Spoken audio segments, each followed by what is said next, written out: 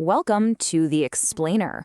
So, if you think you know exactly how the beautiful game is played, well, you might want to pay really close attention. The 2026 World Cup is bringing some absolutely fundamental shifts to the core gameplay that, honestly, every single fan needs to understand before kickoff. FIFA and the International Football Association Board, they're not just tweaking the margins here. They are completely reshaping how players behave, how refs make decisions, and just how the whole game flows. We're going to break down 6 massive rule changes that will literally alter the tactical landscape of the tournament. Okay, let's dive into this, because this first rule change is genuinely surprising. We're all super used to seeing players cup their hands over their mouths when talking on the pitch, right? Usually, it's to stop lip readers from catching tactical secrets or just complaining to the referee. But what if I told you that doing exactly this in 2026 could get a player instantly ejected from the match? Yeah, no joke. It's a massive shift in policy, and honestly, it's just the tip of the iceberg of what we're looking at today.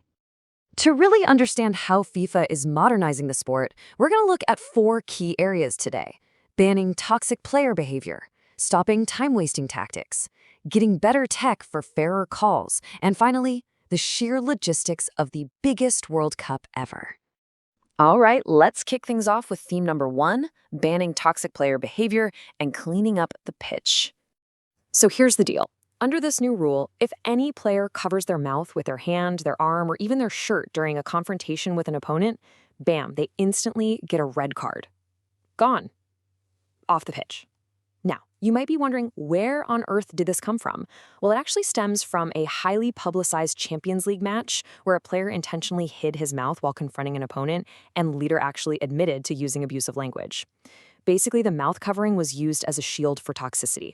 Now, just to be super clear here, friendly tactical talks with your teammates where you're just hiding your mouth from the stadium cameras, that's still perfectly fine. The operative word here is confrontation. If you're in a heated argument and that hand goes up, you are out of the game. So the crucial point is that this isn't just some minor guideline for referees to casually keep in mind. No, this is a strict zero-tolerance mandate coming right from the absolute top of the sport. FIFA President Gianni Infantino famously stated, "Enough is enough." And man, this rule proves they absolutely mean it. It's forcing players to be fully accountable for their words, even during the most heated, emotional moments of a match. Moving right along to our second theme, stopping time-wasting tactics to speed up the game. Because let's face it, we all hate time wasting. 10 seconds. That tiny time frame is going to be the source of so much anxiety for substituted players. Under the new regulations, the very second a player's number goes up on that subboard, they have exactly 10 seconds to reach the nearest exit line and get off the field.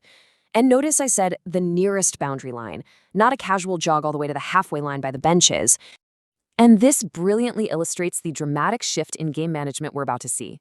We are officially saying goodbye to the old way. You know the drill, that agonizingly slow walk across the entire pitch, dramatically pulling off the jersey, hugging literally every single teammate, and the slow applause to the crowd that somehow mathematically kills 2 full minutes of stoppage time. The new way? Leave in 10 seconds or your team faces a massive penalty.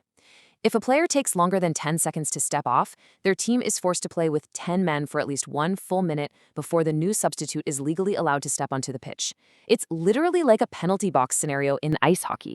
But wait, the crackdown on time wasting doesn't stop there. 5 seconds. That is all the time a player is going to have to execute a goal kick or a throw-in once the ball's in position and the ref signals. If the goalie or the field player dawdles and fails to restart the play within that 5-second countdown, the ref blows the whistle and instantly hands possession right over the other team. I mean, just imagine the late-game drama. Picture a team trying to protect a 1-goal lead, and they accidentally turn the ball over deep in their own half simply because they took 6 seconds to take a throw-in. It's going to be wild. All right, on to our third theme, better tech and fairer calls. This is all about fixing those massive match-deciding mistakes. Now, what's really interesting about this slide is how incredibly surgical these new VAR powers actually are. First up, the video assistant referee can now step in to review incorrectly awarded corner kicks. But there's a catch here. They can only do this before the game actually restarts. Second, they can finally fix clear errors on second yellow cards. In the past, VAR could only intervene on straight red cards. But since a second yellow gets you ejected anyway, giving VAR the power to overturn a mistaken second yellow is a massive, massive step for game integrity. And finally, VAR can officially step in to catch mistaken identity. So if a ref books the totally wrong player during a chaotic penalty box scuffle, VAR will immediately buzz down and ensure the right player gets the card. But honestly, the most futuristic tech upgrade we're getting tackles the offside rule. The old reality was, frankly, just frustrating, wasn't it? Play halts, the entire stadium goes dead quiet, and we all just sit there waiting while officials in a booth manually draw these digital geometry lines across the screen just to see if a striker's kneecap was offside. The new reality? Instant, highly accurate offside calls generated by state-of-the-art 3D avatar technology. Let's move to and see how this builds, because the process behind this is absolutely fascinating. Before the tournament even kicks off, FIFA will conduct highly precise body scans of every single player from all 48 participating teams. From those scans, they create incredibly detailed, customized digital 3D models. Then, during the actual matches, a whole array of stadium cameras will track the exact limb positions of these digital models in real time. The system calculates the offside line instantly. It recognizes exactly where a player's shoulder or foot or head is at the precise millisecond the ball is struck. It's lightning fast, and it completely removes human error from the whole equation. Which brings us to our fourth and final macro-level theme today, the biggest World Cup ever. More nations, more games, and a whole lot more drama. The 2026 tournament structure is a truly historic expansion. For the first time ever, we are jumping from 32 teams all the way up to 48 total teams. That massive roster of nations is going to be divided into 12 groups of 4 teams each. And instead of just a round of 16 following the group stage, a whopping 32 teams will advance into the knockout rounds. So what does this actually mean for us? It means more nations represented, significantly more games played, and a much longer, much more dramatic path to actually lifting the trophy. So as we wrap up this explainer, I want to leave you with a thought. We've seen a lot of game-changing shifts today, from instantaneous red cards for just covering your mouth during a fight, to teams literally being forced to play a man down if a sub takes 11 seconds to leave the pitch, all the way to straight-up sci-fi 3D avatar technology policing the offside line. The 2026 World Cup is going to look, feel, and play completely differently than any tournament we've ever seen before. So, I pass the question to you.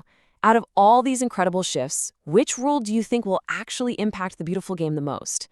Definitely keep an eye out for these changes next time you watch a match, because the future of football is officially here. Thanks for joining me, and keep learning.